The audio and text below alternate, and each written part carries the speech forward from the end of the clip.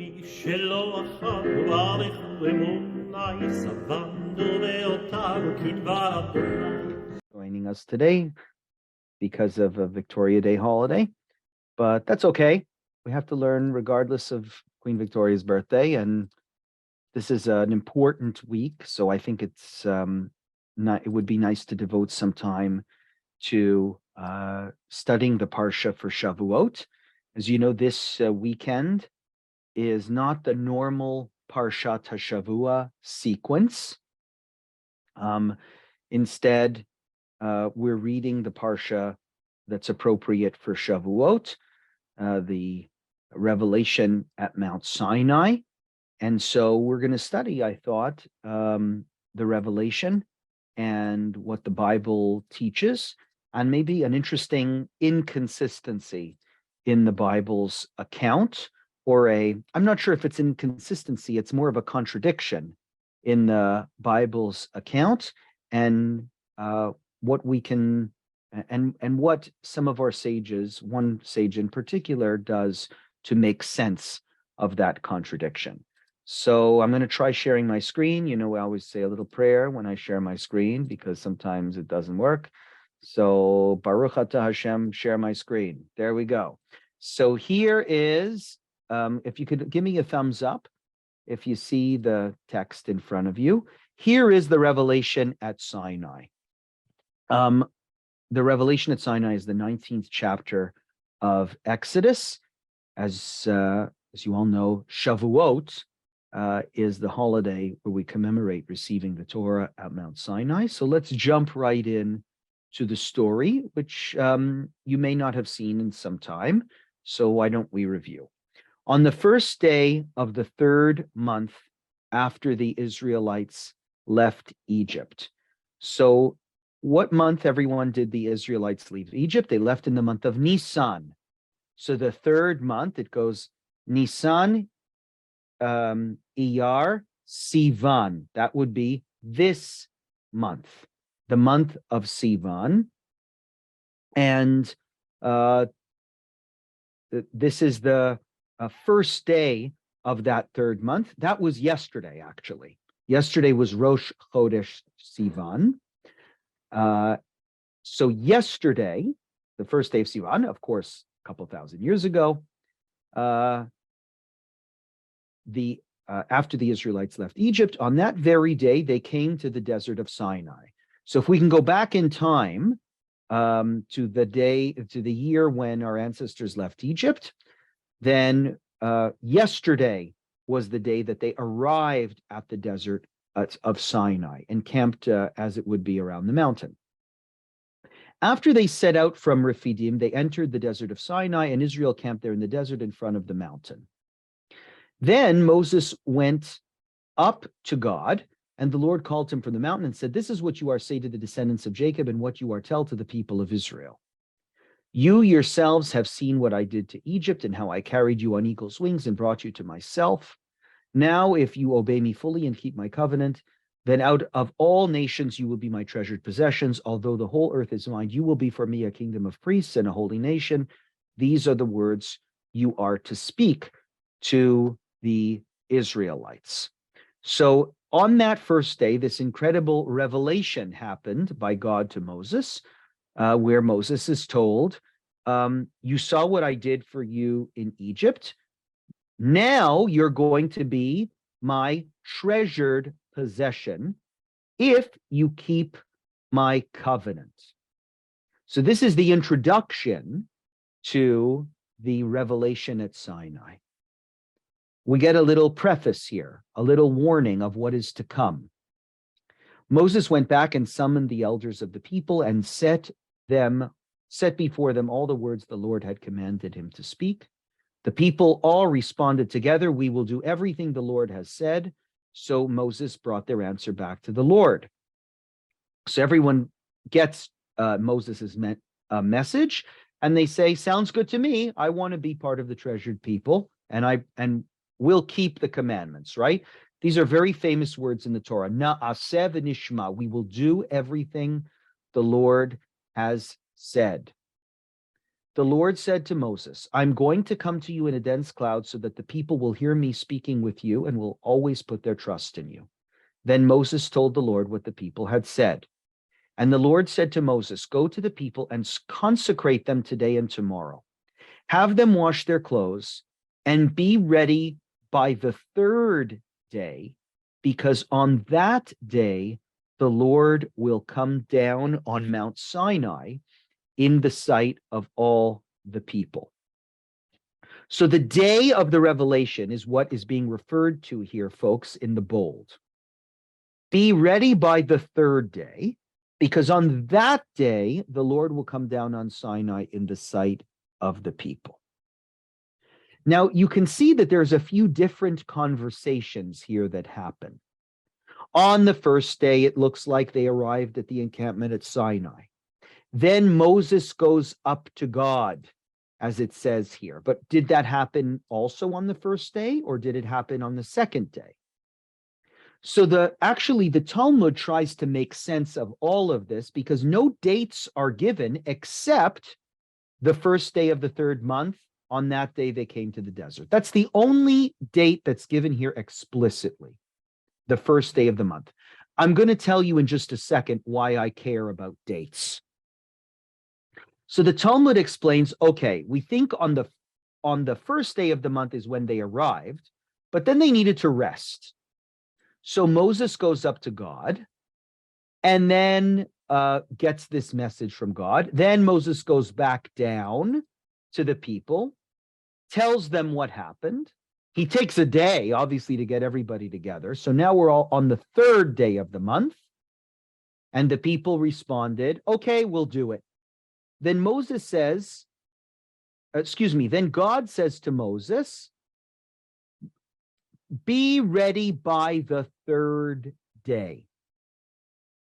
On that day, the Lord will come down on Sinai in the sight of all the people. So the third day is when the revelation is supposed to happen. We assume, according to the logic of the Talmud, that this would be the fifth day of the, pardon me, I got that wrong. The 6th day of the month of Sivan. Do you all see how I got to 6? On the first day is when they arrive. On the second day is when Moses goes up to God. On the third day is when Moses goes back up to the people and tells them what's going to happen. And then God says, now count 3 days from here, the 4th, the 5th, and on the 6th day, you're going to get the revelation. I will come down to Sinai in sight of all the people. Obviously, we're just using conjecture here to try and figure out what day it actually happens. Now, something else interesting happens here. I'm going to show you the contradiction. God's message to Moses is be ready by the third day. But when Moses gives this mention to the people, take a look at what he says. After Moses has gone down to the people, he consecrated them and they washed their clothes. And he said to the people, prepare yourselves for the third day.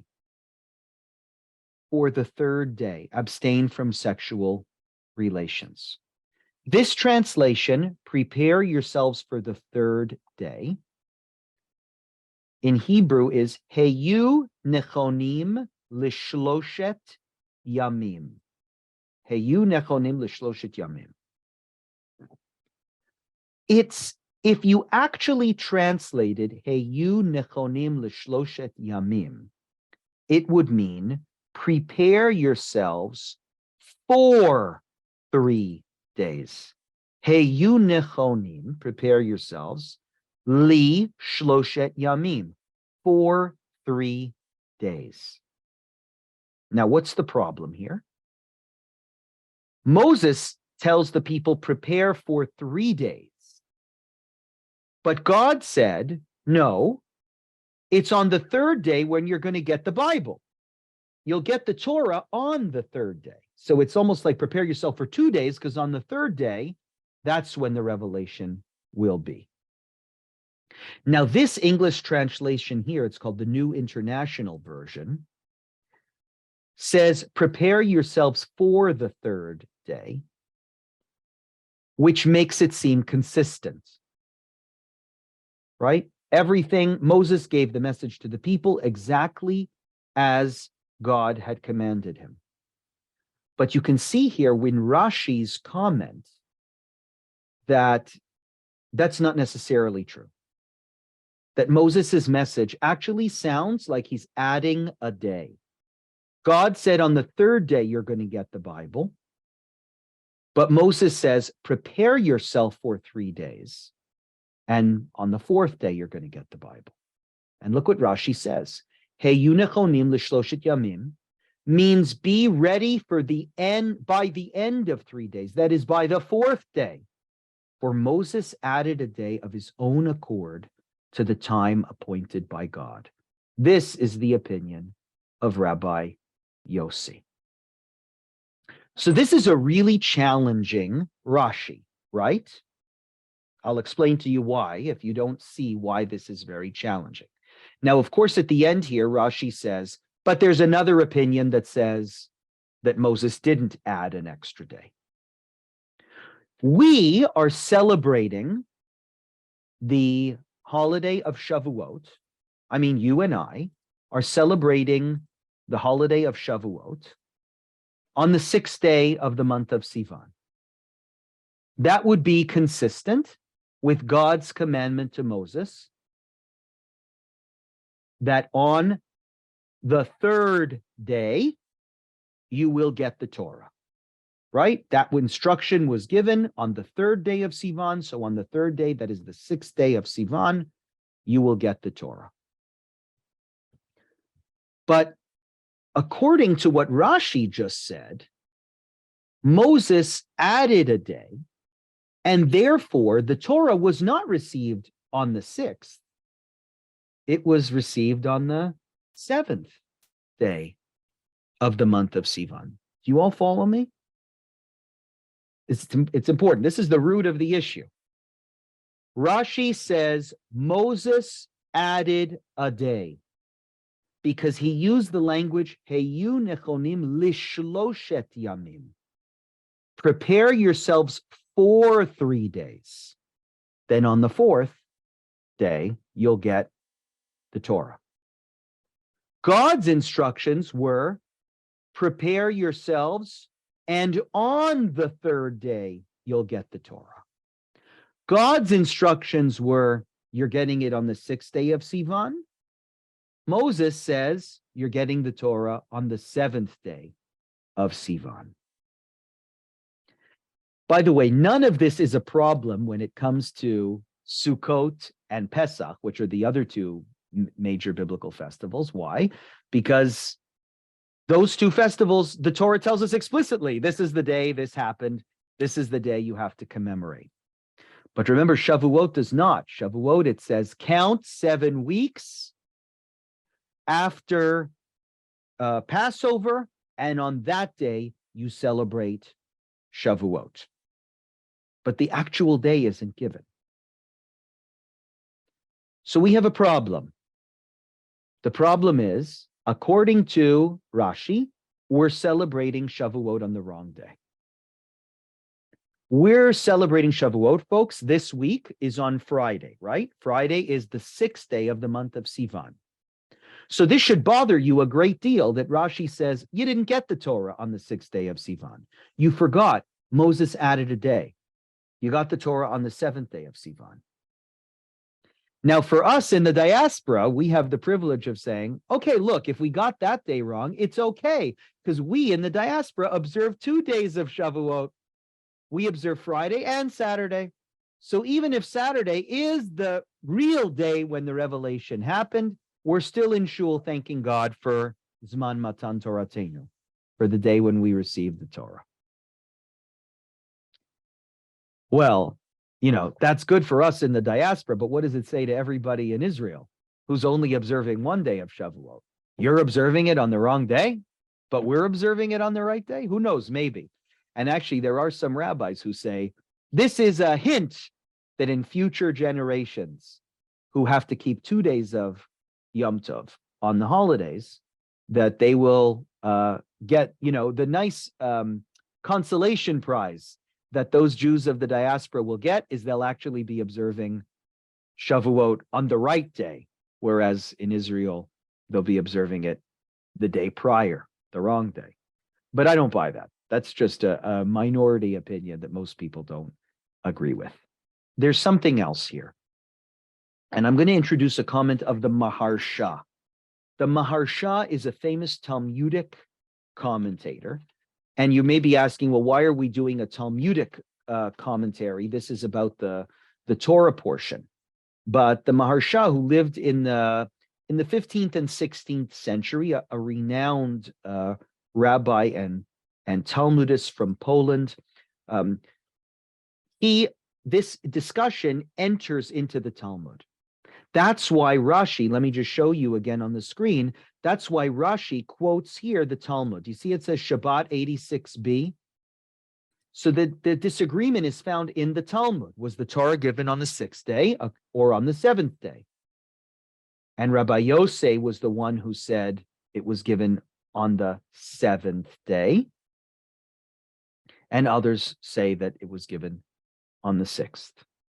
So how do we make peace with this? This is our lesson for today that I want to share with you. This is what the Maharsha says. He says, Bnei Yisrael could not be worthy of the wisdom of the Torah until they had first purified themselves of the negative influence they had received in Egypt. Our sages warn us that fear of sin must always precede wisdom. The 50th day, so now we're counting the Omer, right? What the 50th day means is the 50th day after Pesach. The 50th day was when Bnei Yisrael had reached the level of purity necessary to receive the Torah on the 51st. Now, this is a fascinating comment of the Maharsha. He said the 6th day of Sivan is important, and the 7th day of Sivan is important, but for different reasons. The Torah was given which day, according to the Maharsha? It was given on the 51st day. That means the 7th day of Sivan. The 7th day. That means Moses added that extra day. So what happened on the 6th day? The Maharsha says something very important happened. They purified themselves of the negative influence that they had received in Egypt. And look what he says here, continuing. The 50th day was marked as the festival of receiving the Torah in deference to the purity and fear of sin that must precede wisdom and is even more valuable than wisdom itself. This is a radical reinterpretation of what Shavuot is, and I want everyone to grasp it. The Torah was not given, according to the Maharsha, on the day we call Shavuot, this Friday. The Maharsha says it was given on Saturday, the 7th day of Sivan. But something else happened on the 6th day of Sivan that's even more important than the giving of the Torah. What could be more important than the giving of the Torah? Something happened that's more important. Yes, says the Maharsha. The people were only ready to receive it on that 6th day. And being ready to receive the Torah is more important than the receiving of the Torah itself. Isn't that interesting? If you give something to somebody, give somebody a brand new BMW, gorgeous brand new BMW, but they don't have a driver's license, right? What good is your BMW to them? They can look at it, but they can't. This is a Jewish podcast. A Jewish class. I shouldn't say BMW. Lincoln. If you give someone a brand new Lincoln and they have no driver's license, what good is it? They haven't learned the rules of the road. They don't know how to drive. All it is just a piece of artwork. If the day before you give them the driver's license and the day after you give them a car, which day would the receiver of that gift say is more important? He would say, the day I got my license. Because if I wouldn't have had my license, I wouldn't get any use out of this car. This car would be meaningless to me. Folks, it is the same thing with the Torah, according to the Maharsha. We had the Torah given to us on the 7th day of Sivan, but it would have been a useless inheritance for us, a useless gift to us, if we took all of the impurities that we received in Egypt. What they mean by impurities, what the Maharsha means by impurities, I think, is the idolatry. If the lack of freedom, all of the immorality that the people witnessed in Egypt, if it was still stuck on them like a tattoo that they couldn't remove, the Torah would have been insignificant. They wouldn't have known what to do with it. They would have received the Torah and said, we don't like this. We like the way it used to be. They needed a break from life, days of purity and collecting themselves before they received the Torah. Now, that, according to the Maharsha, is what we're celebrating on Shavuot, not the day we receive the Torah. And again, how lucky are we in the diaspora? We get to have both days. The 2nd day of Shavuot is when we receive the Torah, and only we in the diaspora get to observe that. But everywhere in the Jewish world, we're celebrating the day before. The day that God said, on that day you prepare yourselves for receiving the Torah. We have in our own mind what that means to prepare yourself. But I'll give you just in the last 5 minutes how I think the Torah reading of last week might shine light on that question. What does it mean to prepare yourself? The Torah reading last week, Parashat Bamidbar, opens up, Vaidaber Hashem el Moshe bemidbar Sinai lemor. God says to the Jewish people, God spoke to Moses in the wilderness of Sinai on that day as follows. Bemidbar Sinai. By the way, that's the reason why the book is called Bamidbar, because in the first verse it says God is speaking to Moses in the wilderness of Sinai.